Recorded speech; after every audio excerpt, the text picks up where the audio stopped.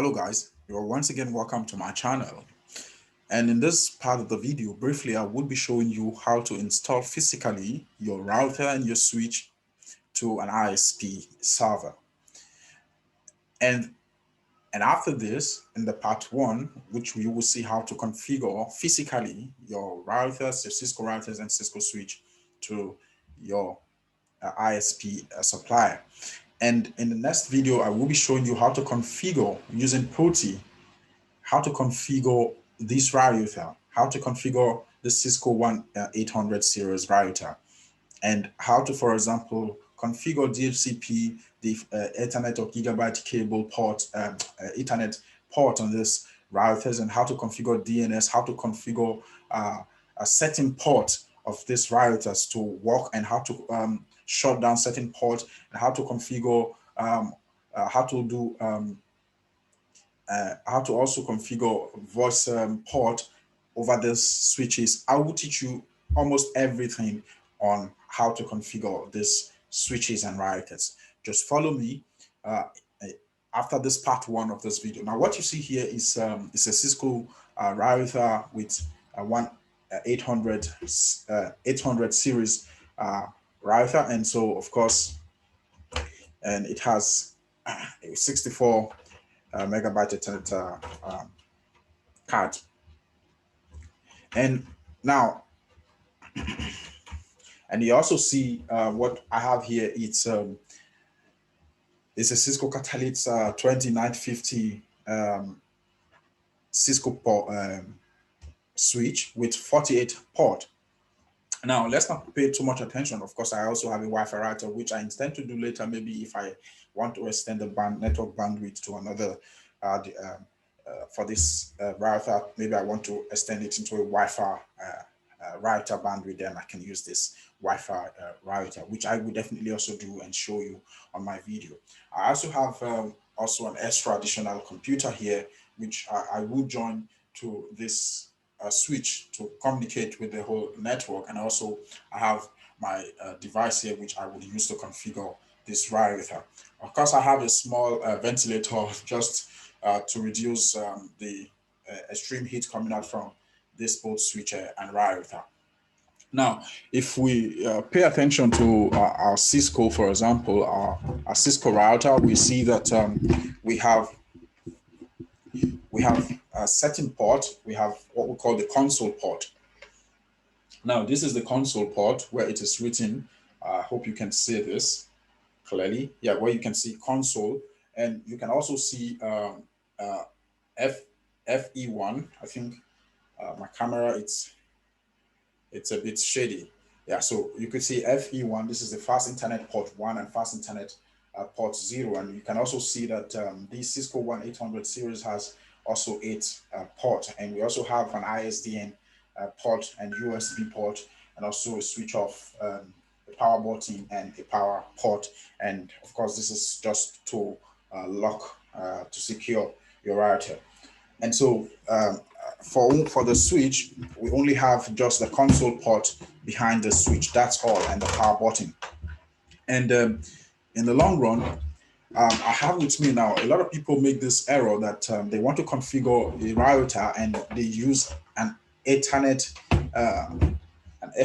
port on both ends to connect the router to the computer which they want to configure, which is very wrong.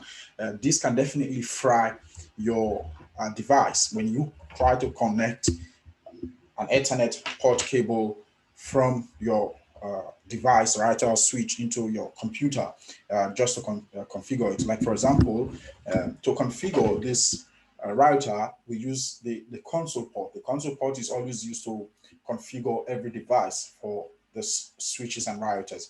And so when you plug in the RJ45 or Ethernet cable on your console port, and you connect also an RJ45 directly to your internet port on your laptop or your computer, this is very dangerous. This could fry definitely your device. So what kind of ports do you need?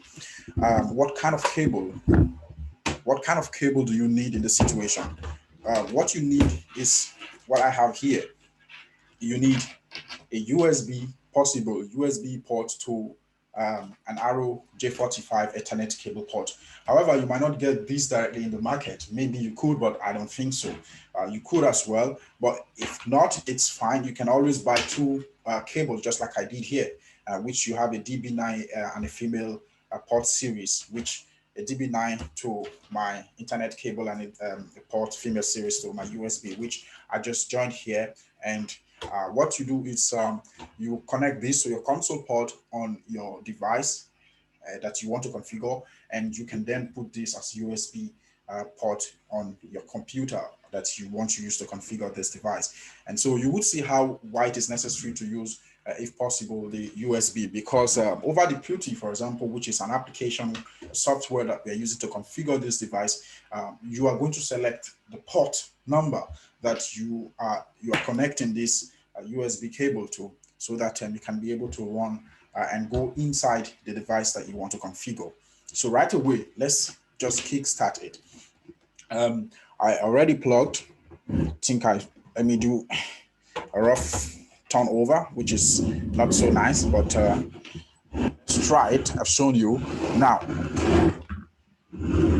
what I want to do now is I want you to see whatever I'm doing. So as you already seen, I have also another extra computer there, and now do not mind how messed up this whole cable are. But now what I do is I didn't tell you that I already have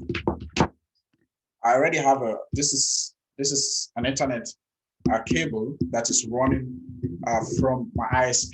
I have an ISP supply in my living room, which this cable is coming from the router in my living room, which definitely will go to one of the ports. Now, this goes to, for example, I can decide to use one of these fast internet ports from ISP.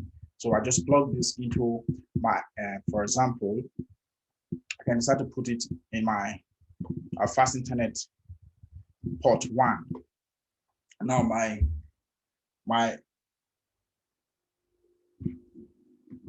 ISP, it's already on my fast internet port 1. Then remember, the console goes to this fast internet cable goes to my console, which from my console port, it goes to my computer, my USB port of my computer. So it goes directly into my USB port, which I want to use to configure this device. Now, if you take note, the second FE port, FE0 port, I've connected the ISP Internet Service Provider Ethernet port to the FE Fast Internet port 1. Now, the FE, which is Fast Internet port 0, where do I connect this? Now, I would get another, for example, another internet cable, which I mostly clicked all of this cable myself, and I plug this into my FE0 fast internet cable 0. Now, where do I pull this? Now, where I pull this is that I want to, because what I'm trying to do in this whole show is that I want to configure my router so that it can communicate with my ISP provider. And from my ISP provider, this is the main goal. This is what just the initial configuration of this device means. It means I'm configuring this router so that it can communicate with the ISP provider, and from that ISP provider, I can be able to share that configuration with all the devices that will be connected to this network. That's the goal, as simple as that. So what I want to do now is, remember, I connected this port to FE0, Fast Internet port 0, and now I can put this on my switch. I can start to take any port on my switch. I can decide to take any port on my switch. Now I've done this. So on 1, then I also want to, for example, connect this whole this device to this network. And so I already have a Ethernet cable running from there, and so I can decide to use port 3, for example. I can decide to use down. I can decide to also use the down port, and so I can also decide to use this port as well.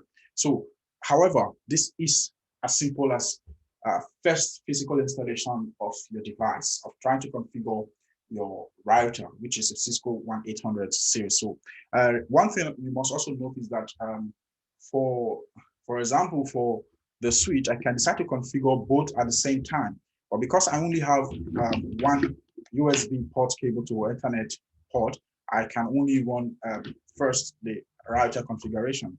But however, if I have two cables or two of these cables, I could run already from the console of the switch and from the console of the router directly into my computer and configure both at the same time using that PORT1 software. And so this so far is the physical configuration. And so after this, of course, plugged this into your computer, and that's the next show. Now, the next video you will be watching is after this physical configuration, what happens next? What do I do? Now, remember, I just bought this device and they are old, or it could be that they were old configurations in this device. Of course, this is an old device where I've run some configurations. What I will do is I'm going to clean up this whole configuration in the next part of my video. I will clean up totally this whole configuration and start from afresh, assuming that I just bought this device. And so this is what I'm going to show you in the next video. So please join again in the next video for part 2. Thanks for watching.